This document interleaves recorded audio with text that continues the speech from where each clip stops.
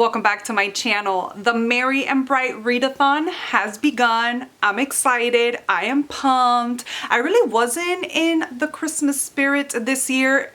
Decorating my house was like pulling teeth, like seriously, but apparently I'm in the spirit right now because I'm excited for the few Christmas books that I have on my TBR. I'm excited for this readathon, and I think I'm excited for or in the Christmas spirit specifically because of this readathon.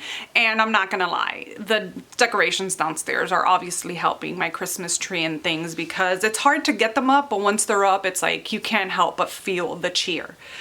So like I said, Merry and Bright has started. It actually started yesterday, but we'll get into why I'm late starting this video in the next clip. But for now, let's look at the books that I will be reading for this readathon. I have decided to start with You Deserve Each Other, and I am loving this book so much so far. So just in case you didn't see my TBR video for December, I'm also planning on reading Thin Air by Michelle Paver. This is a ghost story, so I chose this for the Read a Cozy Book.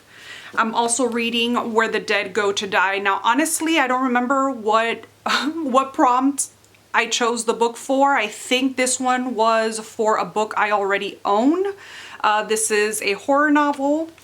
Then I am reading The 12 Dates of Christmas. So I actually have 3 romance novels for this vlog, which is like super weird, but you know, it is Christmas. So this was for the prompt of, I think it's for the book that I bought last year, The Visitor by Sergio Gomez.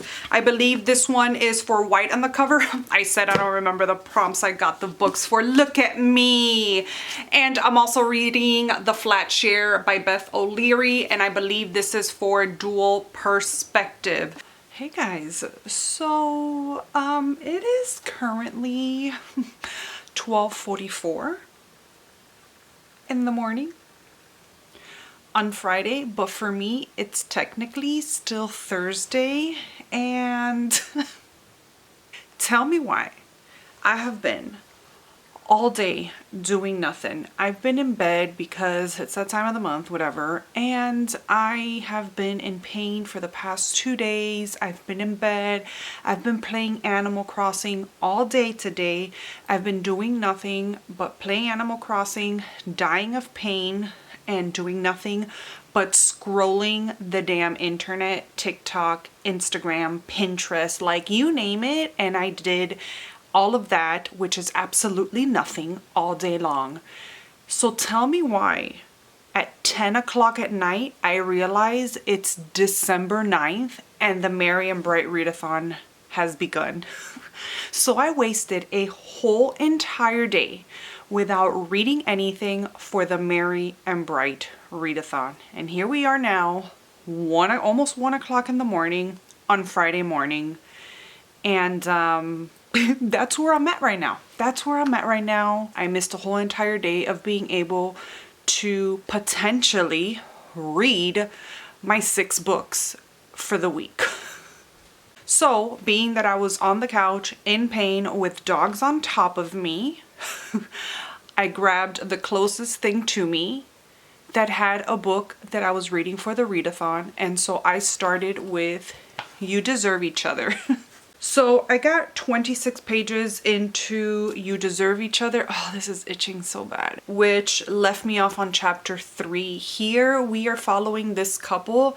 When we start off the book, the girl is on a second date with this guy, and she's just like daydreaming of him kissing her. Like she wants the kiss. She's like, oh my gosh, this is like a 2-hour movie, a 2.5-hour movie. We've already been sitting here for an hour. When is he gonna kiss me? Oh my gosh. And finally the kiss happens, and it's all like roses and blooming and butterflies, and it's, you know, like all happiness. And then we jump into chapter 1 and it's like miserable. It's like a miserable day. She's explaining how she had to get a ride from somebody because she had a flat on her tire, and she just starts going into her life as it is at that point, which is a 1.5 years after the second date, butterflies and all, you know, peaches and cream. Well, now she's miserable and she's with this guy, and they're about to be married in 3 months, but she is just miserable. She says how once they got engaged, his true colors started showing. You somewhat in chapter 2 see a glimpse into their current relationship, and he is just, I mean, I hate him already, and I'm only 25 pages in. This is for the prompt of enemies to lovers. So they're not so much enemies to lovers in the sense that they hate each other and they're not with each other and then they get with each other, but they are together already and they are miserable together. When you read the synopsis, you know that they're just miserable. They're both like just trying to get out of this relationship. But her reasoning for not breaking up the relationship is she doesn't want to look like an idiot. He comes from a family of money and they're paying for everything, and they're almost like always rubbing it in her face how she needs to be like grateful or like she's lucky to be with their son. He's a dentist, and almost like just belittling her all the time. And they always said how they will never make it down the aisle.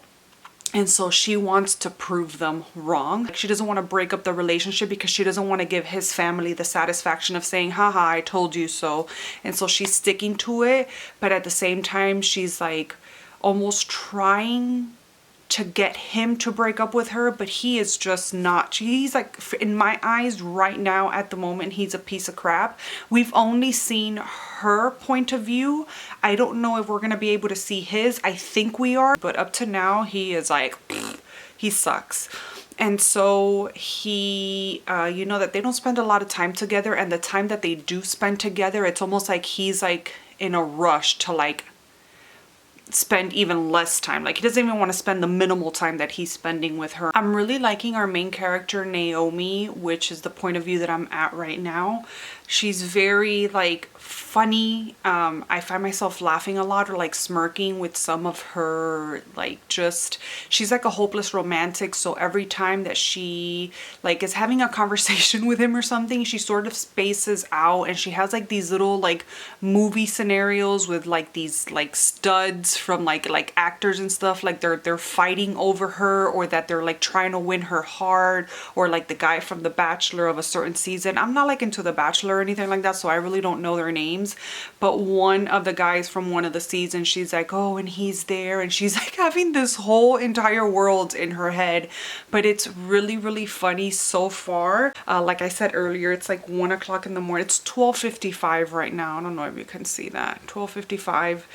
And I'm just gonna go lay in bed because I have a little bit of cramps right now. I'm gonna go lay in bed. The husband's already sleeping.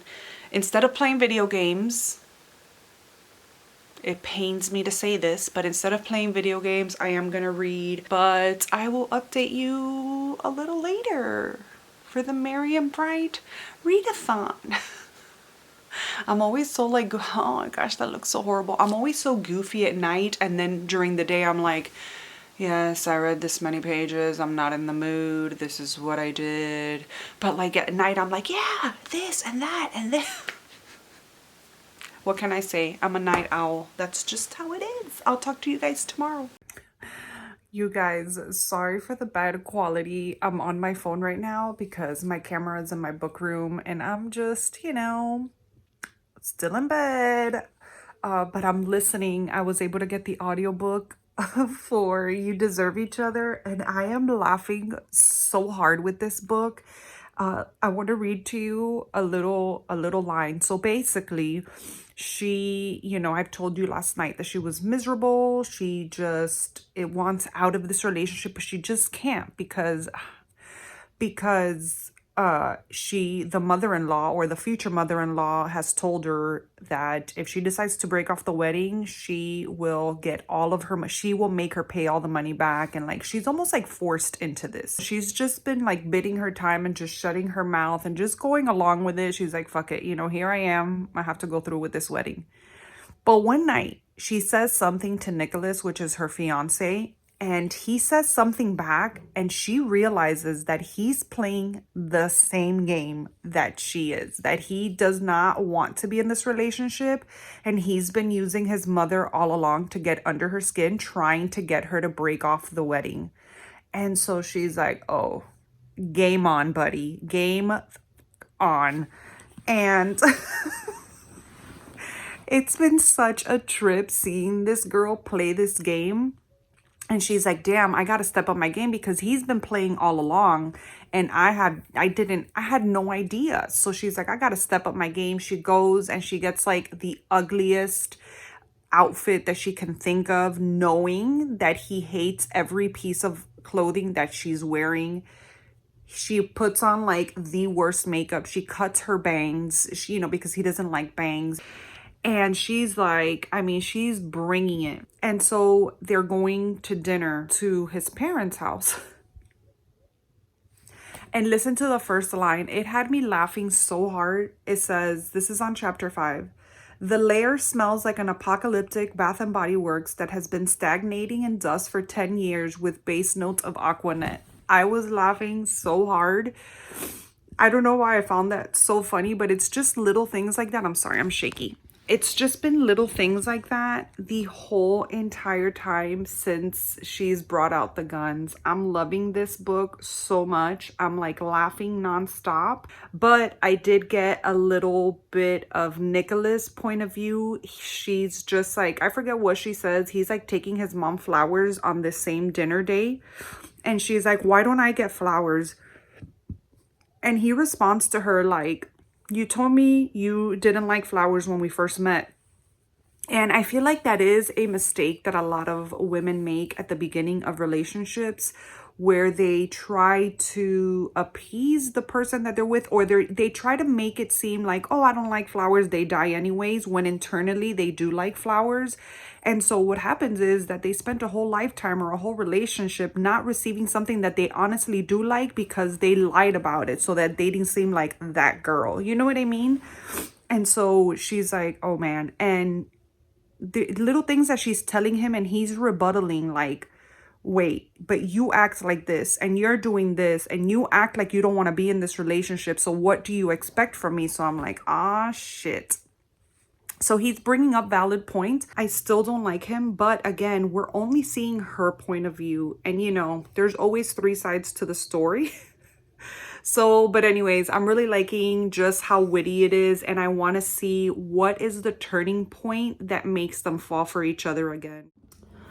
Hey guys, this is a horrible angle, but I'm doing a little bit of diamond painting. I just started a new canvas today and I'm so excited. I've had this one for a little bit, and my friend and I are buddy diamond painting. My buddy reading partner Talia and I are doing the same diamond painting. This is my first time doing round drills and I'm finding it pretty interesting. I'm actually liking it. The first one I ever did, I just finished it like a few months ago, and it was square drills, and it was just so satisfying to hear the click, click, click, click. And this one really doesn't do click, click. Like every now and then it will do the little click thing, but it's not as often as with the square drill. So I have an update. Hold please. I painted my nails today. I finished You Deserve Each Other, and I thought it was funny. It was really, really funny, but it was predictable, but it was still good. It was entertaining for the most part. It was your typical, enemies to lovers, kind of like miscommunication kind of thing, which I usually don't like novels that are heavily on miscommunication. But this one didn't bother me because I thought the main character, Naomi, was very funny and I really liked her. When I was reading the reviews online, I kept seeing how people said that she was like unlikable, and I didn't find her unlikable. I found them very funny, and okay, was it a little bit toxic at times? It was, but it ended. I liked the resolution that it had, how they both came together. I like how he was the one that came about and decided to turn things around and change things. So yeah, I liked it. I think I gave it 4 stars. It could have been a 3 stars, but I thought it was like really, really funny. I know that there was something else that I had to say about it, but next time that I think about it, I'll just make a note and we'll talk about it towards the end. But I did finish that one, and I just started Flat Share by Beth O'Leary. I was gonna do a horror novel, but then I found this audiobook on Scribd and I just started listening to it. At the beginning, I could not connect with the audiobook. Right now, I'm like at the 75 page mark and I am following a little bit better. I'm not connecting with the characters yet, and I think it has to do with the narrators from the book. It's dual perspective and it is narrated by a woman and a man. And when the man parts are, what's his name? Leon is the male character. He has like this very monotone kind of narrating style, and it was sort of like putting me off, but I've learned to just go with it. And I haven't connected to the characters, but I'm really enjoying like their situation. So here we're following, what was her name? Tiff and Leon. And Tiff has just found out that her ex-boyfriend, like they split up and he proposed to somebody else, and she didn't know anything. I guess she had the kind of relationship with her ex where they were on and off again, on and off again. And so she thought they were going to get back together. She was living in his apartment, and then she finds out that he's engaged, and she's like, oh hell. So she decides to move out and decides to rent this flat share, and it's with this guy Leon. And she deals with Leon's girlfriend directly because she's like, no, the girlfriend's like, I'm going to deal with her. Everything's going to have to go through me, whatever, which is understandable. And Leon and Tiff end up building a relationship through notes that they leave behind. Like whether it's, oh, I made this as a snack, you can have as much as you'd like, or like little stupid things. And so it went from sharing things around the apartment, like, oh, can you please put the toilet seat down? Or, hey, I baked this, you can eat it, to sharing more personal information. And I'm liking it. Again, I feel like this is the kind of book that you're better off physically reading it, because the audiobook there's kind of some kind of disconnect with the narrating of the characters that just does not let me connect with them. Did that make sense? There is some sort of disconnect with the way that they narrate the book that doesn't let me connect to the characters. I think that sounded better. Maybe I ended up saying the same thing. So yeah, I'm just going to sit here and do a little bit more diamond painting. I'm just waiting for my daughter to get home from work so I could give her a kiss and a hug goodnight, and then I will go upstairs and go to sleep. I'm hoping to get at least 150 pages in tonight. That's about another 70, 80 pages, because I'm a little bit behind. Today is Saturday. It's actually Saturday night. And I was supposed to have finished 3 books already, and I've just finished 1. Hey guys, so it is Sunday and I'm gonna get ready really quick because we're going to Helen, Georgia, and I've been wanting to go to Helen since before I moved to Georgia. So I'm like super excited. Everything is such a mess here. So I am like super duper excited. I'm gonna get ready, but I did read more of the flat share last night. I got to page 170. Like, I'm really into the story now. There was a moment there, especially at the beginning, where I wasn't vibing with the narrators. And it's not that I'm vibing with the narrators at this point because they're the same, but I'm like really into the story, so I can bypass the narrators a little bit. But I'm really liking the story, and I'm connecting to the characters and to the narrators through the stories, as to where most of the times with audiobooks, it's backwards. Like, I associate or I connect with the book through the narrators. This time I'm connecting with the narrators through the book, through the story in itself, which I'm finding to be such a cool experience because that's never happened to me before. Like, if I didn't like the narrators, like, that's it, the book is out for me. But being a more seasoned audiobook listener, I guess, I have really taught myself to disconnect myself from the narrators, which is kind of hard because that's the whole point, is to connect to the book a little bit deeper because of the narrators. But I've learned to push it aside because I get most of my reading done like that, and because I want to have entertainment while I'm doing chores. So I've taught myself that. And in turn with this book, because I'm loving the story so much, I'm learning to like the narrators. I'm not necessarily like the narrators, but I'm able to connect to them because of the story. Oh my gosh, I've repeated myself like 10 times. Why do I do this? So far, I'm finding it funny because these two people have been living together, or not together, but they've been living in the same apartment for 6 months, and they're just meeting for the first time, actually at the 5-month mark. And it was such a funny encounter. There's an underlying story of the guy that owns the apartment, or that's renting out the half of the apartment. His brother is in jail, and so there's a whole backstory to that, and how she somehow involves herself in that part of his life. The girlfriend, the guy's girlfriend, Leon's girlfriend, oh my gosh, I could not stand her. But you know what? I couldn't put myself in a position where my boyfriend is renting out his apartment or sharing his apartment with another woman. Like, that's hard. But I don't like her for other reasons. Like, she's just such an unlikable character, and they have just broken up. So hallelujah, because oh my gosh, she was like, ugh. We don't see her a lot, but we see her. And the times that I've seen her, I just have not liked her.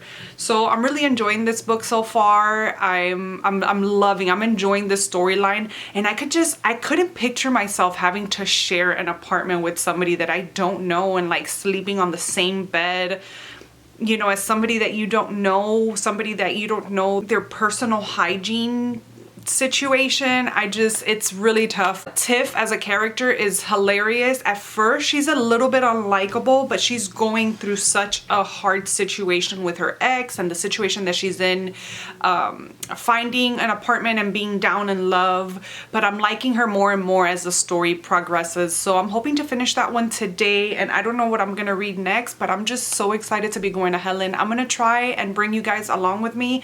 I am super horrible at vlogging while I'm out, and not that I'll be vlogging because you know, but taking like scenery shots, because I'm the type of person that's really like in the moment. Even when I'm here home, I'm very in the moment, and I forget to share when I'm vlogging. But I will try my best, because I've heard that it is beautiful, and the pictures that I have seen are just stunning, and I'm so excited.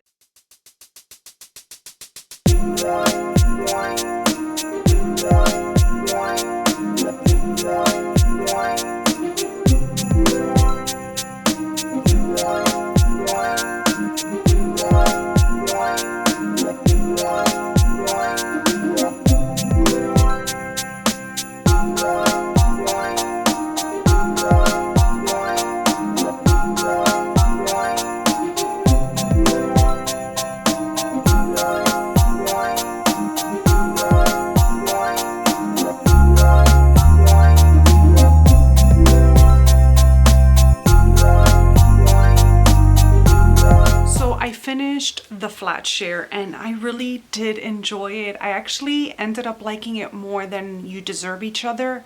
I'm gonna give this one 4 stars. I like how it ended. The story of Tiffy and her ex Justin, oh my gosh, it got me so mad. I related to that so much, and her coming to terms or realizing how abusive the relationship with Justin was amazing. I loved that part, like when her eyes were finally opened, and her friends had been trying to tell her for a while, and she never wanted to see it, I guess, until this one day. And I just loved it so much. I loved the resolution. I loved the romance. I loved how the romance came about and how it blossomed. So it was really good. I know I spoke about this already, but I had issues with the audiobook at the beginning, and there were certain parts that made me cringe with the audiobook, but nonetheless, I really enjoyed the story regardless of how much I disliked the audiobook. And my rating has nothing to do with the audiobook, because I'm rating this story because of the story. I really liked it. So I think the next book I'm gonna pick up is Where the Dead Go to Die. I'm super excited to be reading this one. I think it has to do with like a plague and winter, and it's super cold. Well, not like super cold, but yesterday when we went to Helen, it got down to like the 30s when the nighttime came, and it was so nice.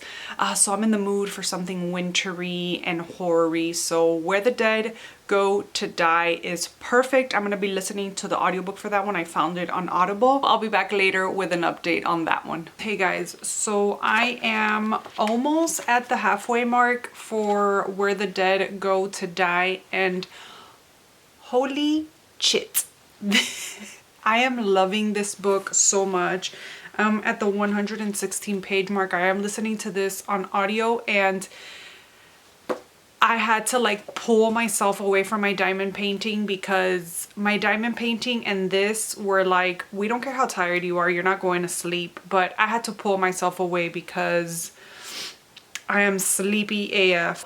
The setting to this is in a hospice, and there's been this virus, and basically they're like zombies, but they are called like either smilers or bone munchers, or not bone munchers, but like bone eaters or something like that.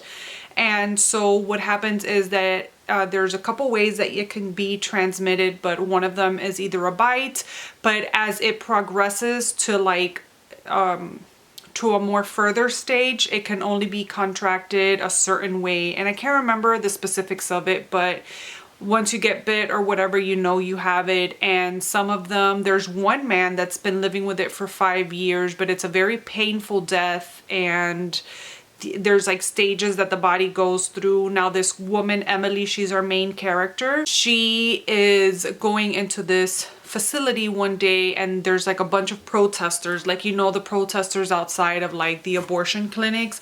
Well, there are protesters outside, and they're like, don't go in there. If you go in there, you're not going to come out alive. So it's like a little bit confusing when you first start the book, especially if you don't read the synopsis. Now I had read the synopsis some time ago, and I knew more or less what it was about, but I hadn't read it prior to going into the book, like right before going into the book. And so I found myself a little bit confused, because I knew the whole premise of like zombie or virus kind of thing, but I didn't know the setting of it. And so she's going in there because she has, she's going through an agency, she's trying to get work there, and she's describing the smell as she goes in there. She's describing this man that she comes across, and she gets a little bit freaked out. So there's the stages that they go through, and once they basically die, they come back, and all they crave is bone, the marrow from the bone. So that's why they go and bite and stuff. But until that stage that they die, they're pretty coherent, but they're really like, their bodies are just decomposing from the minute that they contract the disease or the virus. And so the stages of decay that their bodies are going through while they're still alive is like insane, and how she describes it, and like the smell in the facility and stuff. And they get a little boy in there. He gets dropped off by his parents. They just abandon him there because he's been infected, and the parents are two of the people that stand outside of the clinic protesting, because they feel like those people should not be in there. Like, they're dead, like they should just be killed and offed, and what they're doing in there, they're against. Like, they shouldn't be taking care of them. And all this facility is just a place to take care of them, make them feel comfortable, give them medication for their pain. And so I'm loving the setting, the hospice setting so much. And I say the main character, Emily, because we are following her. It's her journey through working there, but she also has a little girl, Lucette. In between the chapters, there are interludes. I love the way the book is written, because in these interludes, we go back to what Emily has gone through, why she's not married anymore, what happened with her husband, and we see Lucette growing up from when she was 3 years old and forward. Now Lucette, I believe, is 10 years old, and she does something that she gets suspended from school, and so her mom takes her to work with her, and she gets to meet Robbie, which is the little kid that was abandoned there at the clinic. And so I'm loving the underlining story of it with Robbie and Lucette and really getting to follow them. Now we are seeing the point of view from Lucette from when she gets suspended and her point of view. There is a character, Mama, dang it, I forgot her name, Mama Metcalf, I think it's Mama Metcalf. I could be completely wrong. I will let you know tomorrow if I am wrong. But she is like this lady that she goes and volunteers. And she's been volunteering there for 4 years. Now, it's really hard for them to get people to work there because, I mean, think about the circumstances that they're in with these people and caring for these people and how it smells in there. And, you know, it's just insane. But Mama Metcalf is one of the sweetest. She's been volunteering there for 4 years. And Emily ends up building a friendship with her that's really sweet. And I'm just seeing, I'm loving seeing Emily's journey. Right now, I'm dying to know more. I'm dying to see where this book ends. It is, in my opinion, written brilliantly. I'm loving the interludes. I think this is going to be a 5-star read. I am obsessed, and this is possibly my favorite book that I've read for this readathon so far, or that I'm reading for this readathon so far. Also, the book has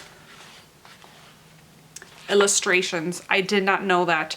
When I started looking through it, I was like, oh my gosh, there's illustrations. So I went back and I went to look at all the ones that I had missed because I am listening to this on audiobook, as I told you guys already. But I will see you guys tomorrow with more of an update of Where the Dead Go to Die. Hey guys, so it's a couple days later and we are actually on the last day of the readathon. I'm so excited because I feel like I've read a good amount of books for the readathon in this past week, and I feel like I've read more than usual because lately in my readathons I've been sucking so bad. So I have a little update for you. I finished Where the Dead Go to Die by Aylin Dry. Aylin? Who's Aylin? What is going on with me? By Aaron Dries and Mark Allen Gunnels. Guys, this was so good. I loved almost everything about this. The atmosphere was so good. The setting, the characters, the storyline. Until we got to the ending. The ending was a little bit underwhelming for me. For some reason, it's not that it ended bad, because I feel like most people would really enjoy this ending and won't see it as an abrupt ending, but it sort of felt like an abrupt ending to me. I saw where it was going when it was ending, but it was not satisfying to me. I don't know why, but I can see where people would like this ending because it was still a deep and very unsettling ending. It kind of bummed me out because it was such a good book from beginning to like those last like 4 pages. But I will admit that that ending was a deep one. It was a deep one and it was good.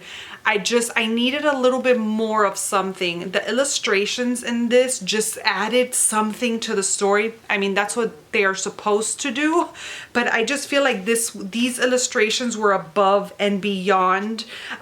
In this story, the description of how the bodies go decaying in the process of them dying was fantastic. And the illustrations on here are just sick when they show the you know, some of the people that are decaying through. Last minute, I decided to make a little change.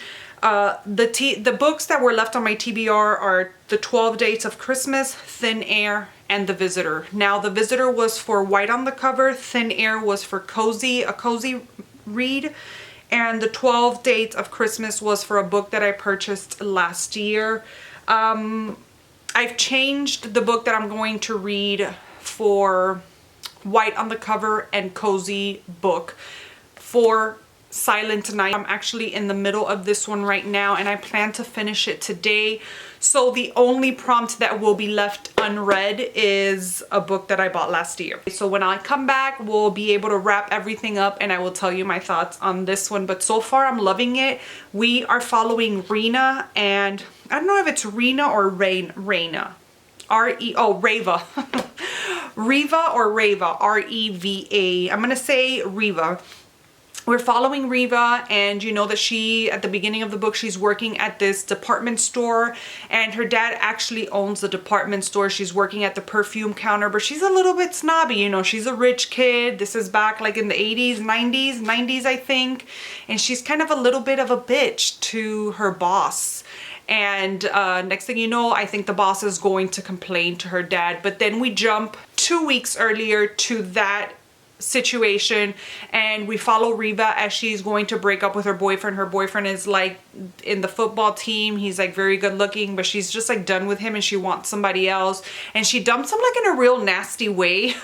But before I continue, I forget that when we close out the scene of her working at the mall, we're closing out the scene with her putting some lipstick on, and next thing you know, she's like bleeding all over the place, and somebody stuck a needle on her lipstick, and she just went and she's just bleeding all over the place. So that's how the prologue ends. And then we jump into chapter 1, which is 2 weeks earlier. She breaks up with her boyfriend. She's like kind of nasty. And after that, she's going to the department store to meet up with her dad, because you find out that her mom has died maybe the year before, and so she meets with her dad every now and then so that they can go home together. You know that she's creeped out by this department store when it's empty, and she's like going up to see her dad, so you get like, you know, like a creepy scene in the department store that's empty. That was like, or dark, that was like the shit back in the day with horror. It's like an empty, dark department store, like after hours. There's just something so nostalgic about that, like even in movies and stuff. I just love that so much.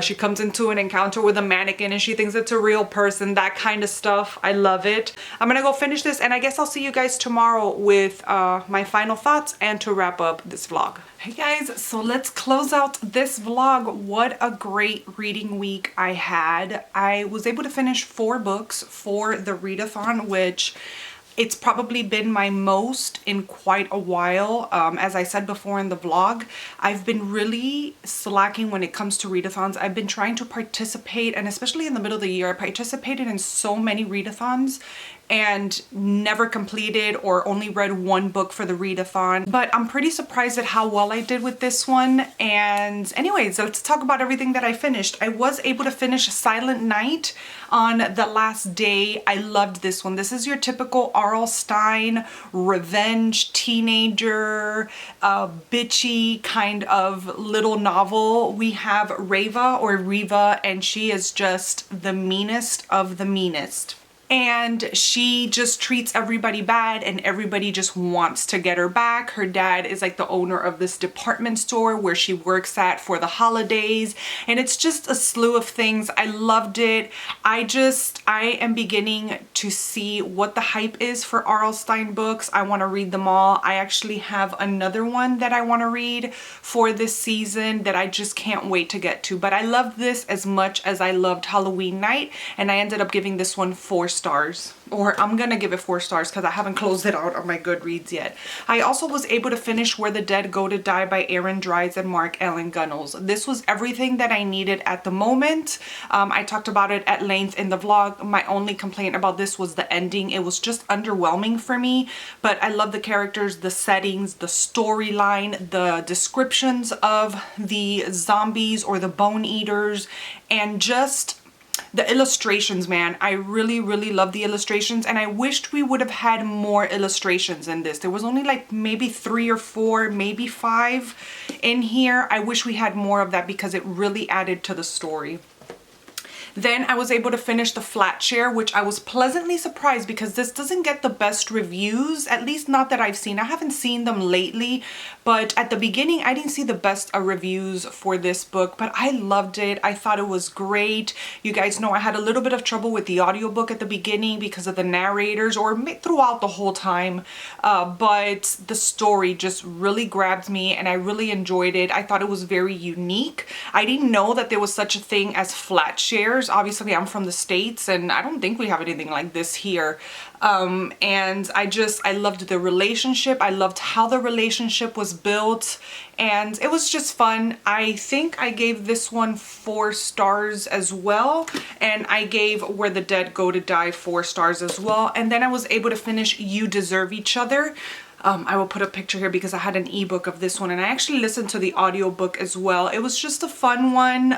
Second chance romance, or no, enemies to lovers. I'm sorry, I say second chance because they are already engaged. So, but it's enemies to lovers. They're engaged and they don't like each other, and they are making it well known.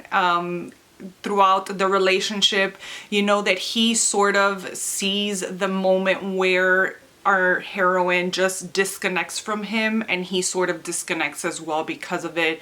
And then it's just them trying to get back together, or him trying to win her back over. I loved it.